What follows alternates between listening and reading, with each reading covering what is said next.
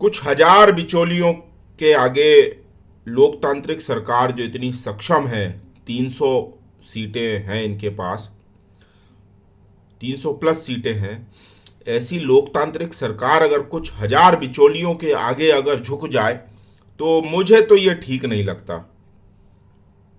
अगर ये भीड़ तंत्र ही होना है तो फिर शांतिप्रिय तरीके से मतदान करने के बाद अगर आप एक अच्छी सरकार चुनते हैं, ताकतवर सरकार चुनते हैं, तो मुझे नहीं लगता कि इसका फिर कोई बहुत बेनिफिट होता है। बीजेपी के नेतृत्व में, मोदी सरकार के नेतृत्व में, मोदी जी के नेतृत्व में बीजेपी की जो सरकार है सेंटर में, सेंट्रल गवर्नमेंट, यहां पर देखिए, देखिए आपने बंगाल, बिहार में देखा होगा, जो काली जी, दुर्गा जी के विसर्जन के समय एक मासूम बच्चे पे गोली चलाने से नहीं हिचके। मैं नहीं कह रहा हूं कि गवर्नमेंट इस तरीके से अपने लोगों पर गोलियां चलवाए, लेकिन आपको यह चीज भी देखना होगी कि कांग्रेस का एक तरीका है, एक माइंडसेट है, इस तरह की समस्याओं से डील करने का कांग्रेस का एक तरीका रहा है। आईएएस आईपीएस ऑफिसर, किस आईएएस आईपीएस ऑफिसर को किस जगह पर अपॉइंट करना है, कब अपॉइंट करना है, कब वहां से निकालना है, ये एक बहुत, कुछ भी शब्द ले लें आप, शातिर तरीके से कह लें, शातिराना तरीके से कह लें, या बौद्धिक चातुर्य से कह लें, या राजनैतिक समझ कह लें, लोकतांत्रिक समझ कह लें, कांग्रेस में यह समझ रही है। शाहीन बाग के षड्यंत्र में भी बीजेपी बिल्कुल लाचार रही। इतनी ताकतवर सरकार अगर इस तरह के कुचक्रों में, षड्यंत्र को अगर समझ ना पाए या उसे तोड़ ना पाए, तो ये एक बहुत दिल तोड़ने वाली एक बात होती है। राष्ट्रवादी, जो राष्ट्रवाद का चिंतन है, वो अपने स्वहित से आगे देश हित रखता है।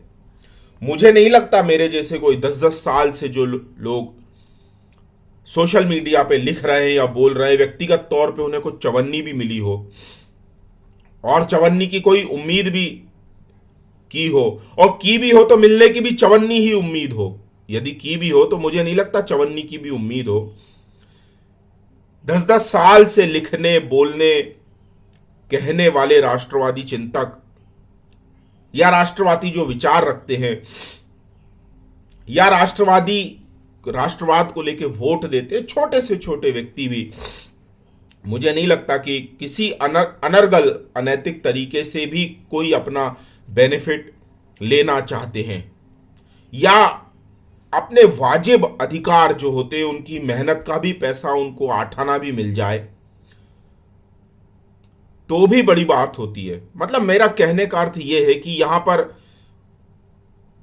आकर अपना कंठ सुखाना, समय देना, जो हम अपना कर सकते हैं सर्वाइविंग के लिए, लिविंग के लिए, अर्निंग्स के लिए, राशन पानी, बिजली पानी खर्चे के लिए, गैस के खर्चे के लिए, उसमें से समय निकालना, थोड़ा सा, बहुत सा समय लगता है, माइंडसेट लगता है, एनर्जी लगती है, अपना बेस्ट देना पड़ता है।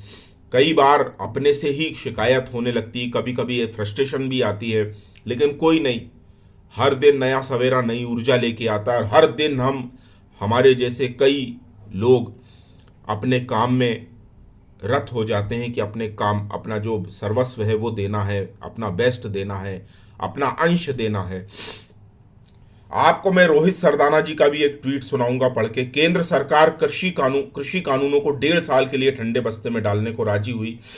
इसके बाद सरकार किसान की कमेटी संशोधनों पर विचार करेगी। किसान इस प्रस्ताव पर अपना रुख कल साफ करेंगे। 8:06 पे रात में यह ट्वीट किया गया है, 20 जनवरी 2021 को। उनके ट्विटर आईफोन से उन्होंने ट्वीट किया है। और इसी पर इंडिया स्पीक्स डेली कमेंट करता है, तो आखिर कुछ हजार बिचौलियों की काट नहीं ढूंढ पाई मोदी सरकार। पूरे देश के किसानों के फायदे पर बिचौलियों की अराजकता भारी पड़ी। प्रधानमंत्री नरेंद्र मोदी के एक और सुधार को झटका। भूमि सुधार कानून को लागू करने और शाहीन बाग के चक्रव्यूह को तोड़ने में भी नाकाम रही थी यह सरकार। तो बड़े बड़े विद्वान, बुद्धिजीवी अपनी बात को YouTube चैनलों के माध्यम से कहने वाले आप भी हो सकते हैं, कई लोग, मैं भी उनमें से एक हूं। अपनी बात को YouTube के माध्यम से मैं कहता हूं। और लोकतांत्रिक सरकारों में सिर्फ वोट डालना और अच्छी सरकार चुनना, अच्छा प्रतिनिधि चुनना ही सब कुछ नहीं होता है। 5 वर्ष तक आपको लगातार हर दिन आपको अपनी बात कह के दबाव बनाना है। चाहे आप कलम की लेखनी से लिखें, चाहे आप पत्र लिखें, न्यूज़पेपर में लिखें। न्यूज़पेपर तो लुटियंस मीडिया भांड पत्रकार बचे हैं, ये तो प्रिंट मीडिया तो बिल्कुल कुछ एक आवाज़ें होंगी तो होंगी, बाकी प्रिंट मीडिया तो बिल्कुल बिकाऊ है, वामपंथ की गुलामी करता है। लेफ्टिस्ट लिबरल्स की एक तरह से जोरू हो गया है, वो उनके घर नौकरी चाकरी करता है। तो मुझे तो उनके इसमें जो लेफ्टिस्ट पत्रकार हैं, जो मीडिया है, वो उसमें मुझे कुछ उनका तथ्य नजर नहीं आता है। तो प्रिंट मीडिया से तो मुझे कोई उम्मीद है नहीं ज्यादा। सोशल मीडिया का एक माध्यम आया हम लोगों के बीच बात करने का। सोशल मीडिया, आपने देखा होगा पीछे दिल्ली में अन्ना आंदोलन तो अपने पथ से बहुत भटक गया था, लेकिन सोशल मीडिया जहां जितना सशक्त हुआ उसने अपनी ताकत बता दी थी। और वही सोशल मीडिया प्लेटफॉर्म का सहारा लेके मोदी जैसा ताकतवर नेता भी हमें मिला। तो हम ग्रेटफुल भी हैं, सोशल मीडिया जैसा एक ताकतवर माध्यम मिला। लेकिन ये भी आवाज़ हमारी उतनी सशक्त साबित नहीं होती है जो अगर सड़कों पे 1000, 2000, 5000, 10,000 लोग अगर सड़कों पे आगे सड़कें जाम कर दें, आगजनी कर दें, सुप्रीम कोर्ट का घेराव कर दें, माननीय जजों का अगर घेराव कर दें, ऑफिसर्स का घेराव कर दें, तो जो इतना इम्पैक्टफुल होगा, क्योंकि सड़कों से तो माननीय जज भी निकलते हैं ना, सुप्रीम कोर्ट के भी आला अधिकारी कर्मचारी जो है वो वहीं से निकलेंगे। तो जिन लोगों की मानसिकता सड़कें जाम करने की है, शाहीन बाग जैसा घेर के मारने की है, सड़कें लाल करने की है, आग लगा के तांडव मचाने की है, राष्ट्रीय संपत्ति बस ट्रेन फूंकने की है, रेल की पटरियां उखाड़ने की है, तो बड़ा दुख के साथ मुझे कहना पड़ता है कि यह भीड़ तंत्र ही अभी हावी है। इनका काउंटर क्या हो, और यही इसी वीडियो के माध्यम से भी मैं जिन मित्रों तक मेरी आवाज़ पहुंच रही है, अगर वो दिल्ली और एनसीआर में और आसपास के क्षेत्रों में रहते हैं, तो कम से कम वो अपनी सुरक्षा स्वयं करें। क्योंकि जिस तरह की पिक्स हमने देखी है, ट्रैक्टरों को एक तरह से बंकर जैसा बना लिया जा रहा है, ट्रैक्टर पूरे लोहे के कवर्ड करके आ रहे हैं। और ऐसी भी सूचनाएं कही हैं, एनआईए हमारी बहुत सक्षम संस्था है, एनआईए, सीबीआई, और जो मनी ट्रेल पकड़ने के लिए अगर सीबीआई कामयाब होती है, तो जैसा कि मनी ट्रेल आ रहा है, कनाडा से आ रहा है, 800 करोड़ का अनरेस्ट इंडिया के लिए किसान के मार्फत खालिस्तानियों को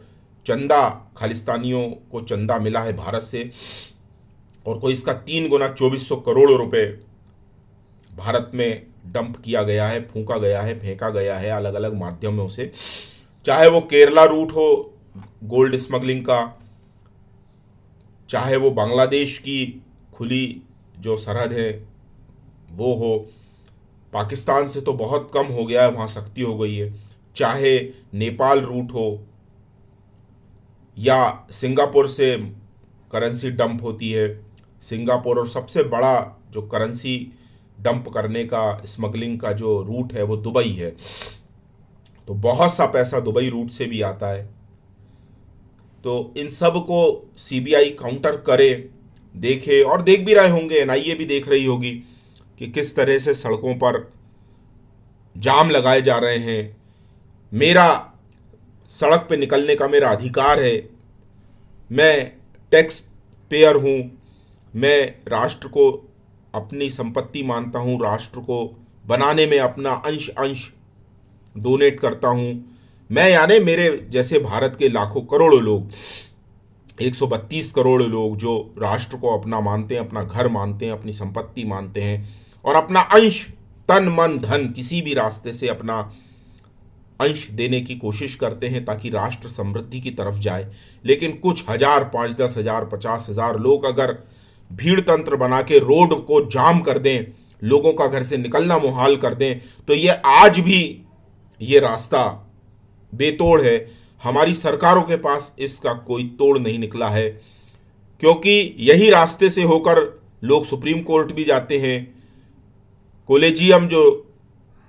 कॉलेजियम के थ्रू जो जज बने हैं उनके घर भी तो सड़कों से ही होकर जाते हैं।